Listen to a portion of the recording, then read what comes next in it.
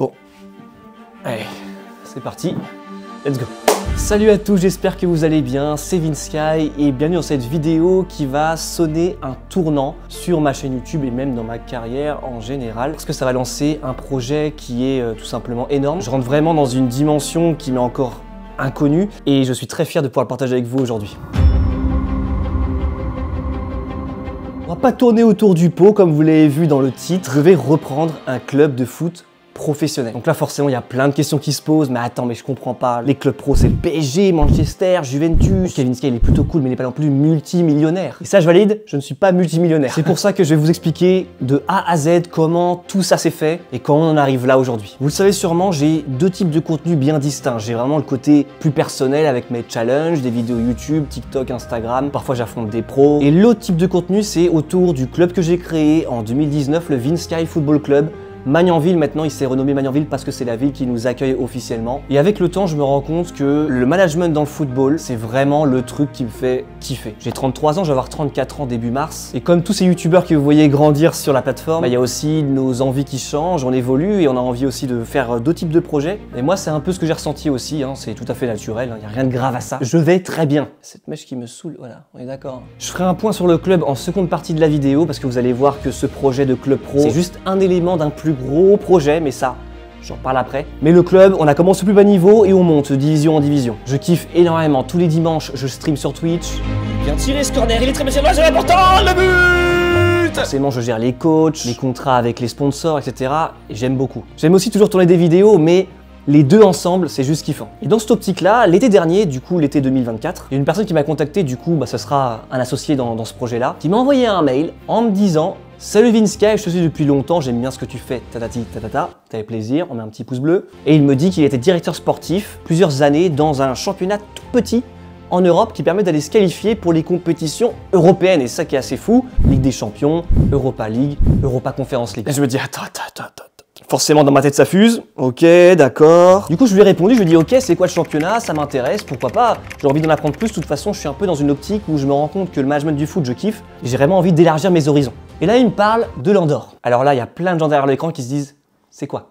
C'est où? Alors effectivement l'Andorre c'est vraiment tout petit, c'est dans les Pyrénées, à la frontière du coup entre la France et l'Espagne pour ceux qui ont bien suivi leur cours de géographie. Il me dit donc qu'en Andorre il y a un championnat qui est tout petit, 10 équipes en D1, quelques équipes en D2 sont divisées parmi tous les habitants de la ville. Bien sûr, il y a des étrangers qui viennent signer dans ce championnat-là, mais vraiment, voilà, c'est un mélange entre le monde professionnel, parce que c'est reconnu par l'UEFA, c'est très important, ça a le statut professionnel. Le hasard a fait que, quand j'ai reçu ce mail, j'étais en vacances dans le sud de la France avec mes parents, pas très loin de l'Andorre, du coup j'ai pris ma voiture. Là-bas ça parle français, ça parle espagnol, catalan aussi surtout, mais les habitants parlent à peu près les deux langues, donc ça c'est quand même intéressant. Et j'ai donc étudié qu'est-ce qu'est le football en Andorre. Et pour expliquer tout ça, je vais laisser les gars de Remontada vous expliquer ce qu'est le football andorran. En gros ils parlent de championnats de foot originaux dans le monde, ils en font un peu de l'humour, donc je les laisse et vous allez beaucoup mieux comprendre avec eux. Merci Vinsky, bah c'est parti hein. L'Andorre c'est un tout petit pays qui est juste ici entre la France et l'Espagne et qui compte environ 80 000 habitants, soit à peu près autant d'habitants que la ville de Cherbourg en Cotentin.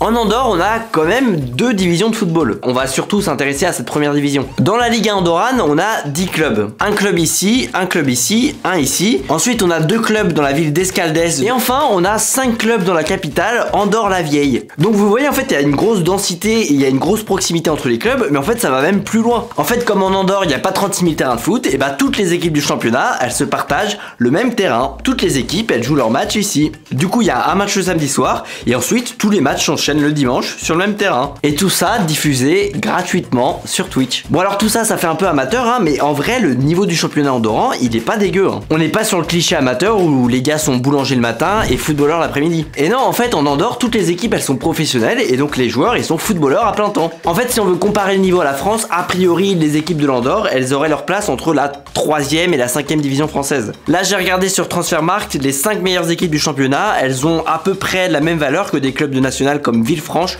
Concarneau, le FC Rouen, l'US Boulogne ou Bourg-en-Bresse. Ce qui en vrai est pas mal du tout pour 80 000 habitants. Ouais, pas mal. Maintenant, là où ça devient marrant, c'est que l'Andorre, en tant que pays membre de l'UEFA, et ben chaque année, ils ont 3 places en Coupe d'Europe. 3 places en Europe pour des équipes qui, au maximum, ont le niveau de Bourg-en-Bresse ou de Concarneau. Alors concrètement, c'est quoi ces places en Coupe d'Europe? Et ben le vainqueur du championnat, il a une place pour le premier tour de la Ligue des Champions. Et le deuxième du championnat, ainsi que le vainqueur de la Coupe nationale, ils ont une place pour le premier tour de la Conference League. Bref, 3 places en Coupe d'Europe pour une dizaine d'équipes moyennes seulement. Évidemment, c'est hyper intéressant et ça paraît hyper abordable. Donc il y a grave moyen. Maintenant à toi de jouer Vinsky, ramène-nous l'Europe. Oui, bah je suis dessus, ouais. Je suis dessus là.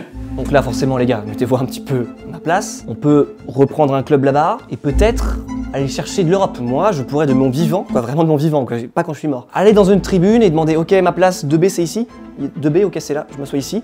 Là je vois mon équipe jouer en Europa Conference League, voilà. Là c'est clairement la vision que j'ai quand on me raconte tout ça. Et ensuite en D2 c'est très particulier parce qu'il y a des équipes qui peuvent monter et d'autres qui ne peuvent pas parce qu'ils sont les réserves des équipes de D1.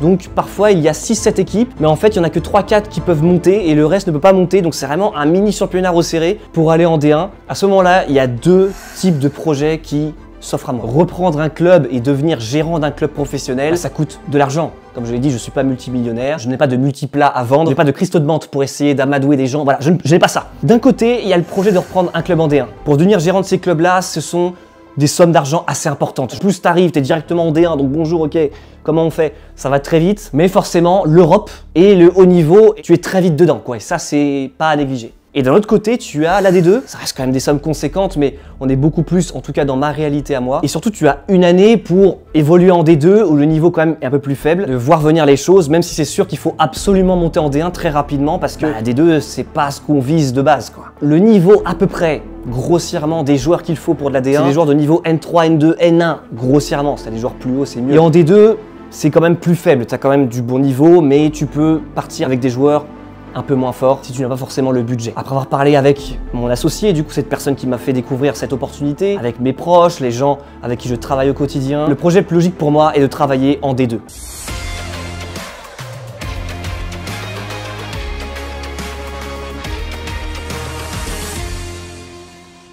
L'Inter torna a ser líder en solitari de la Lliga multisegur. L'Andorre, c'est un pays que je connais pas. C'est une culture foot que je connais pas et ça c'est très important. L'erreur numéro 1, quand tu arrives dans un pays étranger, que tu as un projet, notamment football, mais ça peut être dans d'autres domaines, il faut vraiment faire attention. Ce qui fonctionne en France ne fonctionne pas forcément en Andorre et vice versa. On va dire qu'apprendre en D2, c'est beaucoup plus facile et un peu moins de pression que d'apprendre tout ça en D1 directement où tu vas peut-être jouer le maintien au début parce que tu vas galérer si tu as pris un club qui est peut-être bas de tableau.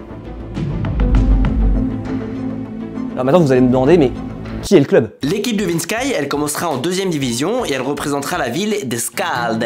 Avec 2 autres associés, on a trouvé un accord pour reprendre un club professionnel en D2 qui s'appelle le Sporting Club Escaldes. Si vous googlisez, vous allez trouver très peu de choses. Pourquoi? Parce que c'est un club qui a été créé en 1977. C'est très vieux. On est quasiment dans la création du Paris Saint-Germain. Ils ont commencé avec le nom Sporting Club d'Engordany. En 1995, quand j'avais 4 ans, ils ont atteint pour la première fois la première division. Et en 98, ils se sont renommés en Sporting Club d'Escaldes. Mais malheureusement, en 2008, le club a été dissous. Donc dans ce cas-là, c'est comme si le club était un peu endormi, mais qu'on peut réactiver avec des investissements et en parlant avec la personne qui gère ce club. Et donc c'est là qu'on rentre en jeu avec mes associés. En 2025, le Sporting Club d'Escaldes va renaître. On va jouer la D2 dès la saison prochaine, donc la saison 25-26. 2 objectifs sportifs majeurs. Premièrement, monter en D1, c'est très important. On va essayer de se créer une équipe qui est compétitive pour la montée très rapidement parce qu'on n'a pas envie de rester longtemps en D2. Et deuxième objectif, jouer à fond la Coupe d'Andorre. Parce que dès la première année,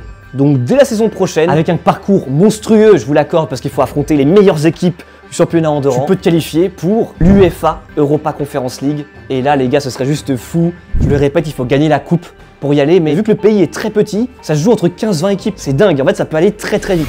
Ok, Vinsky, là, tu m'expliques tout ça, mais dans quoi tu parles? Dans quoi tu t'embrigades? Ça ne veut rien dire, mais c'est pas grave. Premièrement, je l'ai dit, le management du football, c'est quelque chose que j'adore. Donc j'ai envie de continuer d'acquérir des compétences dans ce domaine. En plus, dans le monde professionnel, je vais apprendre énormément de choses. Deuxièmement, bien sûr, tout ça, l'idée c'est de le raconter sur les réseaux sociaux. Et surtout, et là c'est ça qui est très important, par tout ce projet, mon rêve ultime les gars, mon rêve ultime, je vous le dis, c'est de pouvoir proposer à des abonnés de leur faire signer un contrat professionnel dans mon club en Andorre. Et là, essayer de réaliser un peu la dinguerie. C'est-à-dire qu'en fait, peut-être qu'en septembre, parce que le championnat reprend en septembre, un abonné qu'on aura suivi dans son parcours de recrutement parce qu'il va y avoir plusieurs vidéos YouTube, plusieurs étapes pour essayer d'être recruté dans ce club professionnel et du coup être mis en avant avec la série et les live Twitch que je ferai parce que je commenterai tout ça en direct sur ma chaîne Twitch. Dans la description, il y a tous mes réseaux. Hein. Si vous voulez me suivre, les gars, ne rien louper sur ce projet-là, cliquez. Et en fait, se rendre compte de ce que c'est le monde professionnel, mais au bas niveau, parce qu'à chaque fois qu'on parle du monde pro, on pense toujours au Real Madrid, à Mbappé, à Bellingham, tout ça, mais la plupart des clubs professionnels, ce sont des équipes qui ont forcément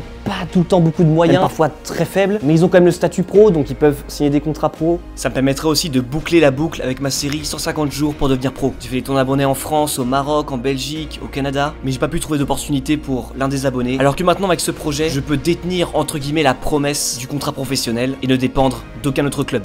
En France, ce qu'il faut savoir, c'est que les équipes qui ont des statuts pro, c'est la Ligue 1, la Ligue 2 et à peu près la moitié des clubs de National 1. Je pense que vous avez à peu près compris l'idée globale. N'hésitez pas en commentaire à poser plein de questions. J'y répondrai au maximum. Je pense qu'il y aura des commentaires du type « Ah, moi, il m'a dit club pro, j'ai pensé à Serie A, Première Ligue. » Non, les gars, spoiler alerte, on n'est pas en cette dimension-là. Vous pouvez suivre la chaîne, vous pouvez suivre les réseaux du club. En plus, je les ai mis dans la description. Et voilà, tout simplement, bienvenue.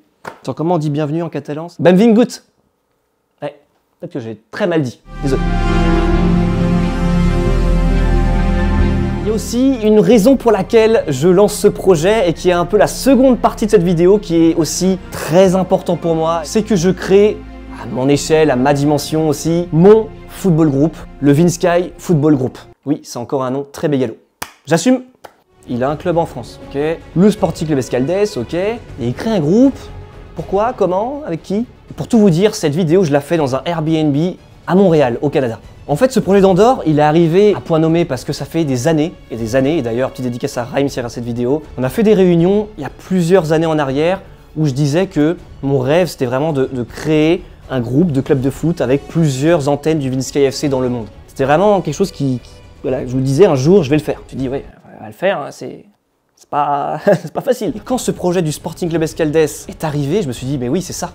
C'est ça en fait. On va commencer à créer le groupe du Vinsky Football Group avec le Vinsky FC Magnanville, en France et amateur, le Sporting Club Escaldès, en Andorre et professionnel. Et pour commencer, il y aura un troisième club qui, dès maintenant, est dans ce groupe-là. C'est l'Inter de Montréal, club amateur, à Montréal, au Canada. Donc peut-être que vous êtes en train de vous dire, d'accord, en fait, tu pars pas vivre en Andorre. Effectivement, non, ça c'est un choix de vie. C'est vrai que je me voyais pas partir vivre en Andorre pour ce projet-là. Par contre, je peux pas encore vous présenter l'équipe qui sera mise en place là-bas, mais l'idée c'est de mettre des gens compétents et qui sont aussi bons avec la caméra, etc. Et je ferai aussi des appels à distance avec le staff là-bas pour suivre tout ça. Et même je commenterai tous les dimanches d'ailleurs les matchs.